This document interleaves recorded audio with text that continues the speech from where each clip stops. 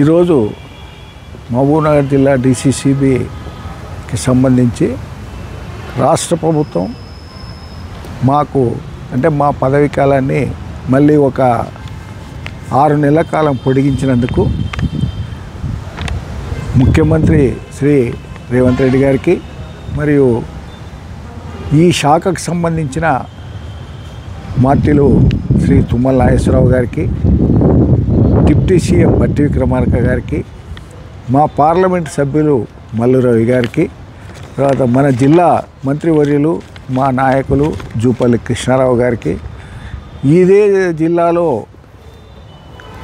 ప్రాతినిధ్యం వహిస్తున్న మక్తల్ శాసనసభ్యులు వాకిటి శ్రీహరి గారు మంత్రివర్యులకు, తర్వాత జిల్లాలో ఉన్న దాదాపు మా ఎక్స్టెన్షన్కు సహకరించిన 14 మంది అసెంబ్లీలలో 3 మంత్రులు పోతే 11 మంది ఎమ్మెల్యేలు, ఎంపీ గారు చాలా మా మీద నమ్మకంతో అంటే ఈ DCCBని విష్ణువర్ధన్ రెడ్డి DCCB చైర్మన్గా ఒకవేళ మళ్ళీ ఒక 6 నెలల అవకాశం ఇస్తే బాగుంటుంది అనే అభిప్రాయంతో మాకు ఇచ్చినందుకు ఈ బాధ్యత కాకుండా దీన్ని బరువుగా భరిస్తూ నేను కూడా నా పాలక మండలి సభ్యులను, తర్వాత 78 సంఘాలు ఉన్న PSCI చైర్మన్లను అందరినీ కూడా కోఆర్డినేట్ చేసుకొని వారు కూడా ఈ ఎక్స్టెన్షన్ కాలాన్ని ఛాలెంజ్గా తీసుకొని అంటే మంచి పేరు తీసుకురావడం, రైతులకు సేవ చేయడం ఇవన్నీ జరగాలనే ఉద్దేశంతో ఈ ఎక్స్టెన్షన్ ఇవ్వడం జరిగింది.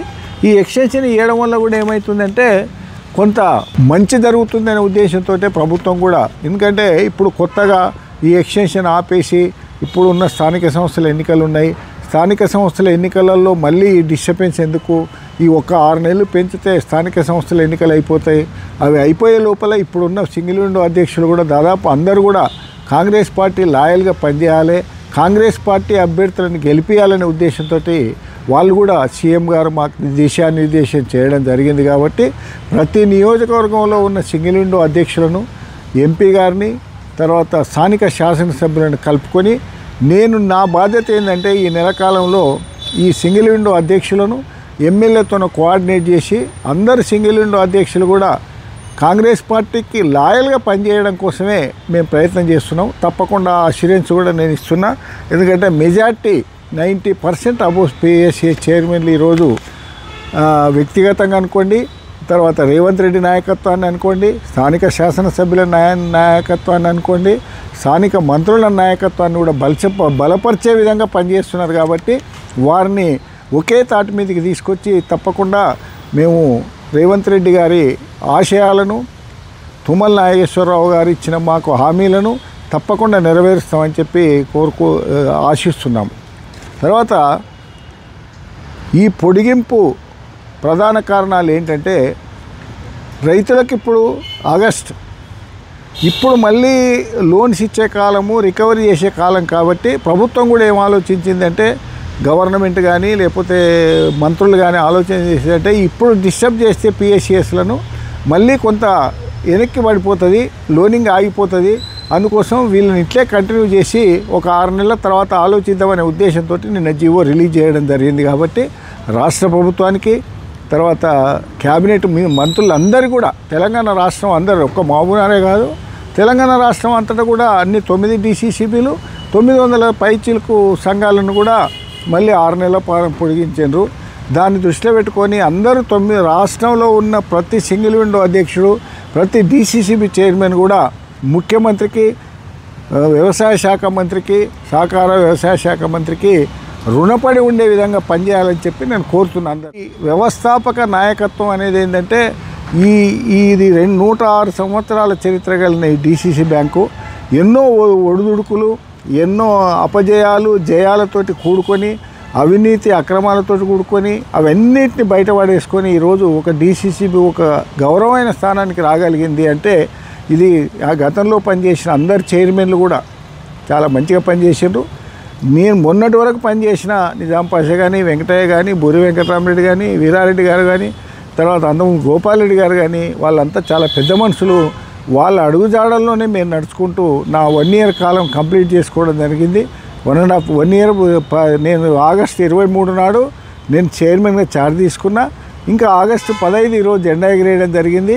అంటే ఈ స్వతంత్ర దినోత్సవ సందర్భంగా 79వ స్వతంత్రాన్ని పురస్కరించుకొని నాకు ఎక్స్టెన్షన్ ఇచ్చినందుకు మళ్ళీ ఒక 6 నెలల కాలంలో నాకున్న పరిజ్ఞానంతో అనుకోండి, వ్యవసాయ కుటుంబం నుంచి వచ్చిన కాబట్టి వ్యవసాయదారులకు అందరికీ కూడా మంచి చేయాలని తలంపుతోనే ఈ కార్యక్రమాన్ని తీసుకోవడం జరిగింది.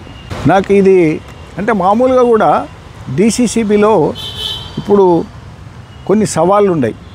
అంటే ఇది చిన్న కుటుంబం కాదు, 3 లక్షల మంది ఖాతాదారులు, 1,20,000 మంది రైతులు లోన్లు తీసుకొని, తర్వాత 220 మంది స్టాఫ్ ఎంప్లాయీస్ తోటి పని చేయించుకొని 78 సంఘాలను కోఆర్డినేట్ చేసుకుంటూ మళ్ళీ పాలక మండలి ఆఫీసర్సు ఎంప్లాయీస్ను అందరినీ ఒకే తాటి మీదకి తీసుకురావడం అనేది కొంచెం సవాళ్ళతో కూడుకున్న పనైనా నిత్యం నేను పనిచేసే విధానాన్ని బట్టి అంటే ప్రతిరోజు బ్యాంకు రావడం, బ్యాంకులో 3 గంటల నుంచి రాత్రి 6, 7, 8 అయినా రివ్యూలు చేసుకొని ప్రతిరోజు రివ్యూ చేయడం. ఆ రివ్యూ వల్ల బ్యాంకు కూడా ఎక్కడ ఇబ్బంది కాకుండా అంటే అధికారులు వాళ్ళ పని వాళ్ళు చేసుకొని మళ్ళీ నా రివ్యూలో పాల్గొనడం ప్రతి నిత్యం ఇది చేయడం వల్ల ఈ అచీవ్మెంట్ జరిగింది. ఇప్పుడు మేము చేస్తున్నది ఏంటంటే ప్రతి నెల డీసీసీబీ నుంచి డైరెక్ట్ లోన్లు కానీ సొసైటీ లోన్లు కానీ మినిమం 30 కోట్ల లోన్ ఇవ్వాలని మేము డిసైడ్ చేసినాం. దాన్ని ఈ రోజు నుంచి 50 కోట్ల వరకు తీసుకపోతే తప్ప నా టార్గెట్ రీచ్ కాదు.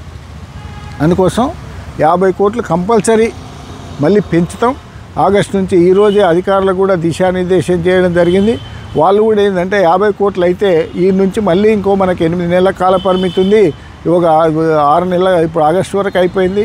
ఇంకా 8 నెలల కాల పరిమితిలో 50 కోట్లు ప్రతి నెల లోన్ పెంచగలిగితే 400 కోట్లు, ఇప్పుడు 18,000 కోట్ల మైలురాయి దాటినాం. 22 నుంచి 2,500 కోట్లను ఈ సంవత్సరం తీసుకుపోవాలనేది నా ఆలోచన కాబట్టి తప్పకుండా అచీవ్ అవుతామని నేను అనుకుంటున్నా. దానికి నా మీద నమ్మకంతో ఈ పదవిని కట్టబెట్టిన రాష్ట్ర ప్రభుత్వం ముఖ్యమంత్రి గారికి, తుమ్మల నాగేశ్వరరావు గారికి, మా జిల్లా మంత్రులకు కూడా నేను ఛాలెంజ్గా తీసుకొని పనిచేస్తా. మాకు ఎమ్మెల్యేల అందరి దగ్గర కూడా అంటే జిల్లాలో ఉన్న ప్రతి ఎమ్మెల్యే గారికి ఎక్కడ కూడా ఏదైనా ఇష్యూ వచ్చినా కానీ వారు నా నోటికి తీసుకొస్తే తప్పకుండా వాళ్ళకి రెస్పాండ్ అవుతున్నాం, వాళ్ళని కలిసిపోతున్నాం. కాంగ్రెస్ పార్టీ పక్షాన, ఎమ్మెల్యేల పక్షాన కాంగ్రెస్ పార్టీకి మంచి పేరు వస్తే రైతుల ద్వారా రైతులకు మేలు జరుగుతుంది, కాంగ్రెస్ పార్టీ కూడా మేలు జరుగుతుంది. అదే ఉద్దేశంతో ఇప్పుడు మిగతా పిఎస్సి చైర్మన్లు అందరినీ కూడా కాంగ్రెస్ పార్టీకి సపోర్ట్ చేయమని ఎవరైతే చేయలేరో వాళ్ళను కన్విన్స్ చేసి ఎమ్మెల్యేలతో కోఆర్డినేట్ చేసి ఈ పని చేపిస్తున్నా. మన బ్యాంకు నుంచి ఇప్పటి వరకు ఇచ్చిన ప్రోడక్ట్స్ అంటే ఏవైతే కొత్త రుణాలు ప్రవేశపెట్టినామో కర్షక మిత్ర అనుకోండి, గోల్డ్ లోనేమో గతంలో ఇచ్చేదానికి మళ్ళీ మెరుగుపరిచినాం. ఇప్పుడు గోల్డ్ లోన్ కూడా రైతులకు చాలా అవసరాలు ఉన్నాయి. ఎందుకంటే బయట మార్కెట్లో ఈ రోజు ఉన్న పరిస్థితులలో గోల్డ్ మా దగ్గర పెట్టి లోన్ తీసుకొని పోయి దాన్ని వాడుకునే పరిస్థితి ఉన్నారు. ల్యాండ్ మార్టిగేజ్ చేసుకొని కర్షక మిత్ర ద్వారా ఎక్కువ మంది రైతులు, ఒక రైతు ఎక్కడైతే నేను చాలా ఏరియాల్లో చూస్తున్నా 2 రూపాయలు 3 రూపాయలకు వడ్డీకి భూములు అమ్మి ఆ కాగితాలు తీసుకొచ్చి 3 రూపాయల వడ్డీకి తెచ్చుకుంటే సంవత్సరానికి 1,36,000 రూపాయలు వడ్డీ కట్టాల్సిన పరిస్థితి. అదే బ్యాంకులో అదే 1 ఎకరా కుదబెడితే మా 1,00,000కు ఓన్లీ 1,300 రూపాయలు మాత్రమే, 13,000 మాత్రమే కదా, 36,000 ఎక్కడ, 13,000 అంటే 3 టైమ్స్ వాళ్ళు నష్టపోతున్నారు. కాబట్టి రైతులందరూ నేను కోరేది ఏంటంటే బ్యాంకు ఇతోధికంగా మీ ల్యాండ్ మార్టిగేజ్ చేసుకొని లోన్ ఇచ్చే పరిస్థితి మా దగ్గర ఉంది. కాబట్టి వాళ్ళు కూడా ఎంతైతే వీళ్ళని బట్టి అవసరాన్ని బట్టి వాళ్ళు రైతులు ముందుకొచ్చి అగ్రికల్చర్ ఇన్ఫ్రాస్ట్రక్చర్ ఫండ్ అనుకోండి, తర్వాత మన కర్షక మిత్ర అనుకోండి, తర్వాత మిగతా గోల్డ్ లోన్లు అనుకోండి, లేకపోతే హౌసింగ్ లోన్ అనుకోండి, తర్వాత ఇంకోటి ఏంటంటే రైతుకు ఎడ్యుకేషన్ లోన్ కూడా పిల్లల్ని బయట దేశాలకు కానీ భారతదేశంలో కానీ హైయర్ ఎడ్యుకేషన్ చేస్తే కూడా రైతుకు ఆ అవకాశాలు మేము కల్పిస్తున్నాం. కాబట్టి మా బ్యాంక్ ద్వారా రైతుకు సంబంధించిన అన్ని హౌసింగ్ లోన్ కూడా ఇప్పుడు రూరల్ హౌసింగ్ 15,000 ఇస్తున్నాము, అర్బన్ హౌసింగ్ 25,000 ఇస్తున్నాం. దాన్ని కూడా ఇప్పుడు కొత్త పాలసీ రేపు ఈ నెలలో మళ్ళీ చూసుకొని కొంచెం లోనింగ్ కెపాసిటీ పెంచాలని చెప్పి ఒక ఐడియాకి వచ్చినాం. ఎందుకంటే 15,000 ఉన్నది పెంచితే గృహ అవసరాల కోసం ఈరోజు 15,000 ఏం సరిపోవట్లేదు, దాన్ని పెంచాలనే ఆలోచన. ఎందుకంటే లోనింగ్ హౌసింగ్ లోన్లు ఇవ్వడం వల్ల మంచి సక్సెస్ అవుతున్నాం. కాబట్టి ఎడ్యుకేషన్ లోను హౌసింగ్ లోన్ కొంచెం పెంచి ఇచ్చే ఆలోచన కూడా ఉంది. మొన్ననే కర్షక మిత్ర 10 లక్షల నుంచి సీలింగ్ 15 లక్షలకు చేసుకున్నాం. గోల్డ్ లోన్ కూడా పెంచుతున్నాం. తర్వాత వ్యవసాయ రుణాలు కూడా, పంట రుణాలు కూడా ఇప్పుడు 700 కోట్లు ఇచ్చినాం. దాన్ని ఈ సంవత్సరం 100 కోట్లు పెంచుకుంటున్నాం. 800 కోట్లు కూడా వెళ్ళిపోయే అవకాశం ఉంది.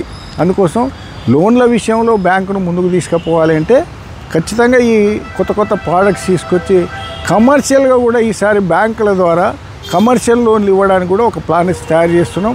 ఎందుకంటే మేము కమర్షియల్గా పోవట్లేదు, ఓన్లీ వ్యవసాయ ఆధారిత లోన్లు మాత్రమే ఇస్తుంది కాబట్టి ఇది కంప్లీట్గా బేసికల్లీ వ్యవసాయం కోసమే, వ్యవసాయదారుల కోసమే, వ్యవసాయం ద్వారా ఉత్పత్తుల కోసమే ఈ బ్యాంకు రుణాలు ఇస్తుంది. అటువంటి పరిస్థితి నుంచి కొంచెం కమర్షియల్ టైప్ కూడా వెళ్ళాలి కొన్ని ఆలోచన చేస్తున్నాం కాబట్టి తప్పకుండా దాంట్లో కూడా మేము కమర్షియల్ లోన్లు ఇచ్చి సక్సెస్ చేయాలని ఆలోచిస్తున్నాం.